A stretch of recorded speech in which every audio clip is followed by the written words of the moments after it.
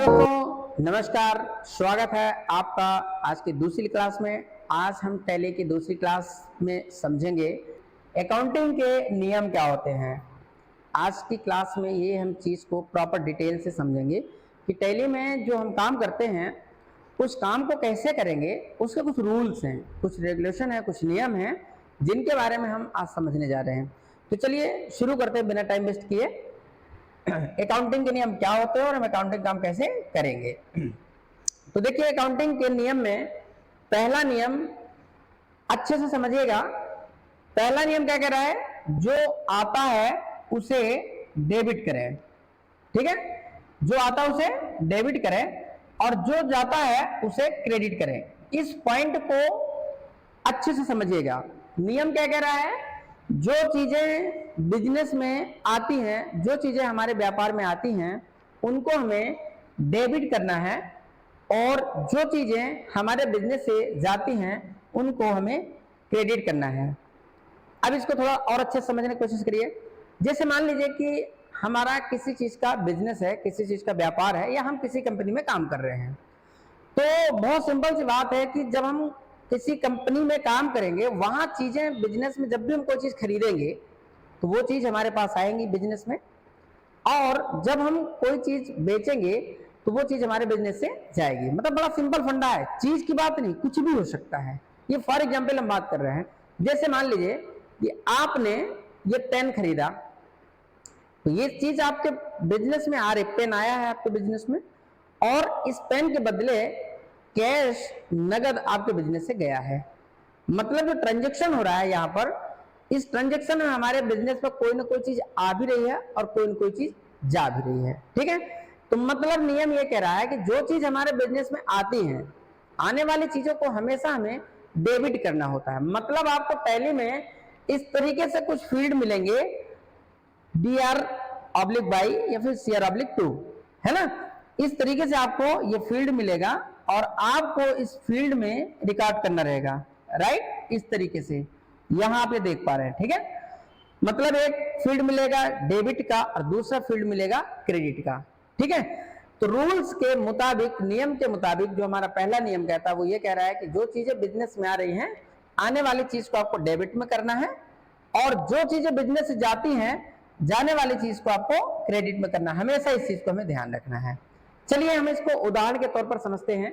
जैसे देखिए, यदि आप कैश, यहां लिखा है कि यदि आप कैश प्राप्त करते हैं, मतलब अगर कैश हमारे बिजनेस में आ रहा है तो क्या करना है, कैश खाते को हमें डेबिट करना है। तो यहां देखिए जैसे लिखा है कि 1000 रुपए ब्याज से प्राप्त हुआ है, तो यहां पर 1000 रुपए ये जो कैश है ये आपको मिल रहा है।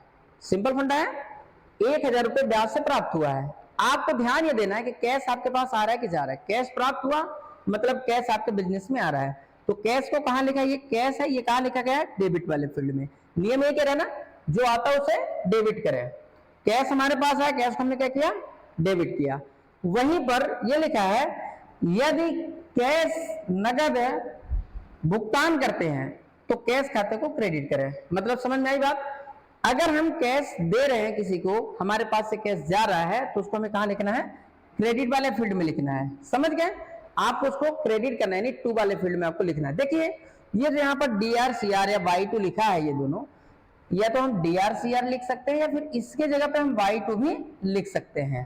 ठीक है, जब आप ट्रांजेक्शन रिकॉर्ड करेंगे तो हर एक ट्रांजेक्शन को आपको या तो आप इस तरीके से Y2 में सॉल्व करेंगे या फिर इसको आप ऐसे DR CR में कर सकते हैं। ठीक है, इस तरीके से। तो इसके लिए बाध्यता नहीं है, आपको जैसे लिखना है। यहां पर हमने लिख दिया DR/Y, या तो DR लिखेंगे तो Y लिखेंगे, दोनों एक साथ नहीं लिखेंगे। ठीक है, तो समझिए यहां पर ये तो फंडा क्लियर हो गया। अगर कैश आ रहा है तो कैश को हम डेबिट करेंगे, और अगर हमारे बिजनेस से कैश जाता है तो कैश खाते को हमें क्या करना है, क्रेडिट करना है। मतलब देखिए यहां पर जैसे उदाहरण देखिए, 1000 रुपए बिजली बिल दिया आपने, तो यहां पर क्या हो रहा है, हमारे बिजनेस से कैश जा रहा है 1000 रुपए, तो हमने जाने वाली चीज को लिख दिया, कैश अकाउंट को हमने क्रेडिट किया। यहां पर बताया हमने कि कैश हमारे बिजनेस से गया है। तो फंडा ये है कि जो चीज हमारे बिजनेस में आ रही है, अगर कैश आ रहा है तो कैश को हम डेबिट करेंगे, और अगर कैश जा रहा है उसको कैश को क्रेडिट करेंगे। ठीक है, तो ये तो है पहला नियम अपना। ठीक है, अब चलिए हम चलते हैं दूसरे नियम की तरफ। अब देखिए यहां पर अकाउंटिंग के दूसरे नियम को हम समझते हैं। अकाउंटिंग का दूसरा नियम क्या कह रहा है? दूसरा नियम यह कह रहा है सभी व्यय घाटे को डेबिट करें और सभी आय या लाभ को क्रेडिट करें। मतलब फंडा समझ में आया कुछ? यहां पर यह कह रहा है कि जो हमारे बिजनेस में एक्सपेंसेस होते हैं, जो हमारे बिजनेस के खर्चे होते हैं, उन खर्च को हमें, सभी खर्च को हमें क्या करना है, हमारे जो भी हमारे व्यय होंगे, जो खर्च होंगे, उन सभी खर्च को हमें क्या करना है, डेबिट में करना है। बात समझ में आई?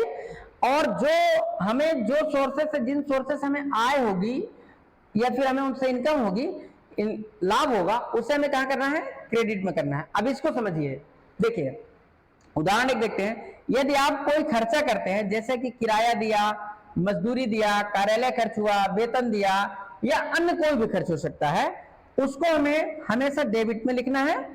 और जो हमारे बिजनेस से जो चीज जाएगी, जिस माध्यम से, वो कोई भी माध्यम हो सकता है जिससे हमें आय होती है, इनकम होती है, जैसे कि हमें सेल्स इनकम हो सकती है, कमीशन है, इंटरेस्ट है, ब्याज है या अन्य कोई माध्यम, तो उस माध्यम को हमें क्रेडिट में करना। मतलब समझ में आया बात? जो माध्यम जिनके लिए हम खर्च करेंगे, उन माध्यम को हमें डेबिट करना है, और जिन माध्यम से हमें इनकम होगी, उन माध्यम को हमें क्रेडिट में करना है।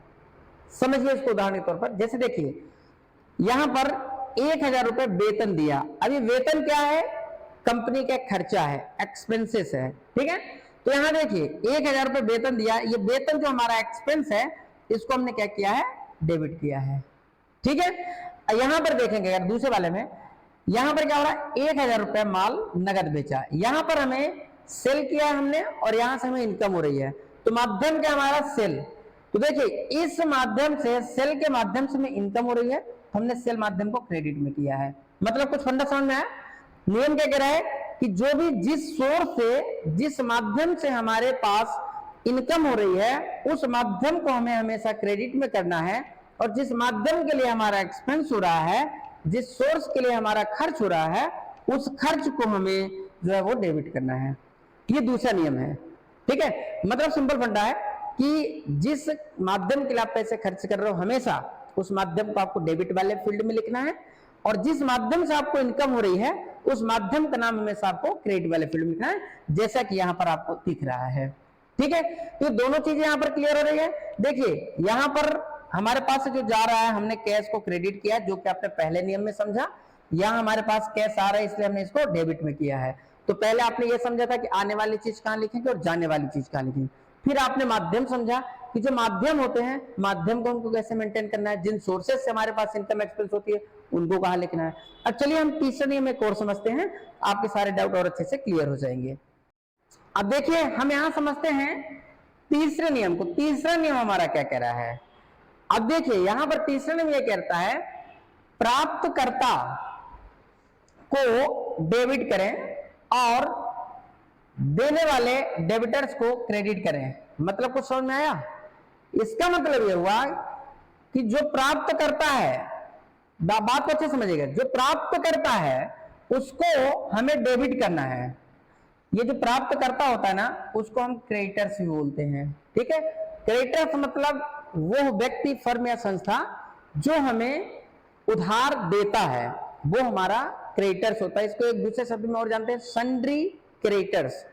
मतलब विविध प्रकार का लेनदार जो हमसे पैसा लेगा, यहां पर हम उसको क्या बोल रहे हैं, प्राप्तकर्ता बोल रहे हैं, ठीक है। दूसरा, देने वाले व्यक्ति को, जो व्यक्ति आपको देगा, उसको क्या बोलते हैं, डेबिटर्स। डेबिटर्स मतलब जिससे आपको लेना है। देखो दो प्रकार के लोग होते हैं बिजनेस में हमारे। एक तो वो व्यक्ति होता है, वह फर्म होती है, संस्था, जिससे हम माल खरीदते हैं या कोई चीज खरीदते हैं, उसको सिंडिकेटर बोलते हैं।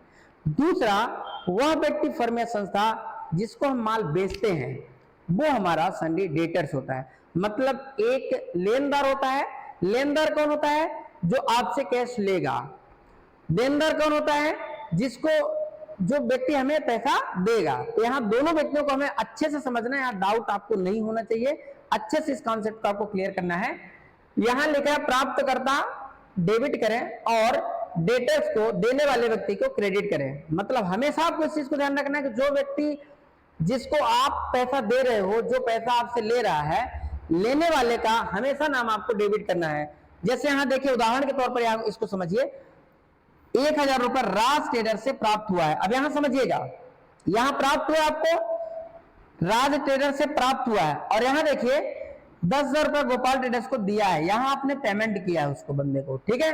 तो देखो ये लेने वाला व्यक्ति है, ये लेने वाला व्यक्ति आपका, तो लेने वाले व्यक्ति को कहां किया हमने, डेबिट वाले फील्ड में, और ये व्यक्ति हमसे हमें दिया है, इससे हमें प्राप्त हुआ है, तो ये हमारा कौन है, देनदार है। देनदार को हमने कहां किया है, क्रेडिट में किया है।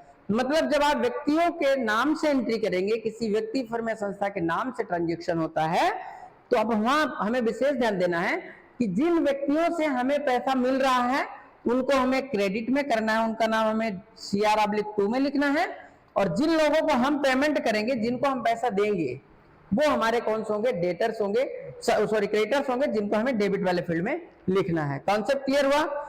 यहां पर इस चीज को आप और अच्छे से समझ सकते हैं। हम जब भी किसी व्यक्ति को पेमेंट कर रहे हैं तो देखिए लिखा रहता है, जैसे हमें यहां से मिल रहा है तो लिखा है 1000 रुपए राज ट्रेडर से प्राप्त हुआ। तो यहां ये जो से शब्द है, इस कॉन्सेप्ट को समझिएगा। अगर किसी व्यक्ति, फर्म या संस्था के नाम के साथ से लिखा है तो इस व्यक्ति को हमेशा आपको क्रेडिट वाले फील्ड में लिखना है, ठीक है, CR-2 में लिखना है, ठीक है। और अगर किसी व्यक्ति, फर्म या संस्था के नाम के साथ को शब्द लगा है, जैसे लिखा गोपाल ट्रेडर्स को, तो उसको आपको हमेशा डेबिट वाले फील्ड में लिखना है, ध्यान रखिए, ठीक है। अगर आप किसी भी व्यक्ति के साथ में इस तरीके से लिखा हुआ है को शब्द, तो उसको आपको हमेशा व्यक्ति को डेबिट ही करना है। और देखिए बिजनेस में दिन भर के लेन देन में आपके पास एक ट्रांजेक्शन दिन भर चलेगा। कभी आप किसी को पेमेंट करेंगे तो वहां पर आप लिखेंगे कि राम को दिया, किसी को दिया, गोपाल को दिया, किसी को भी दिया है। तो हमेशा ध्यान रखिए जब आप देंगे तो पैसा जाएगा, और आपके पास जिस सोर्स के लिए जा रहा है, जिस व्यक्ति को आप दे रहे हैं, उसको आप डेबिट में करें और कैश को क्रेडिट में कर देंगे। इस तरीके से अगर आएगा हमारे पास तो कैश को हम लिख देंगे डेबिट में, और जहां से उसका नाम हम लिख देंगे क्रेडिट में। तो उम्मीद है दोस्तों कि आपको ये नियम समझ में आया होगा कि हम किस तरीके से टैली में अकाउंटिंग का काम करेंगे। इस चीज को और हम डीपली में समझेंगे। अगर कुछ आपको डाउट लगता है तो आप कमेंट सेक्शन में जरूर बताएं। वैसे हम आपको प्रैक्टिकली सवाल, कुछ ट्रांजेक्शन हम देंगे जिनको आप सॉल्व करके देखिएगा, और इसके बाद उसमें से जो भी समस्याएं होती हैं रूल्स को समझने में, उसको आप बढ़िया प्रॉपर मुझे कमेंट करके बता सकते हैं। तो चलिए दोस्तों, आज की क्लास में इतना ही है। आज आपने समझ लिया कि अकाउंटिंग के रूल्स क्या हैं, नियम आपने तीनों को अच्छे से समझा है। अगर इसके बाद भी आपको डाउट होता है तो आप इस चीज को क्लियर कर सकते हैं। चलिए नेक्स्ट क्लास में मिलते हैं जिसमें हम आगे की चीजों को समझेंगे। तब तक के लिए बाय बाय।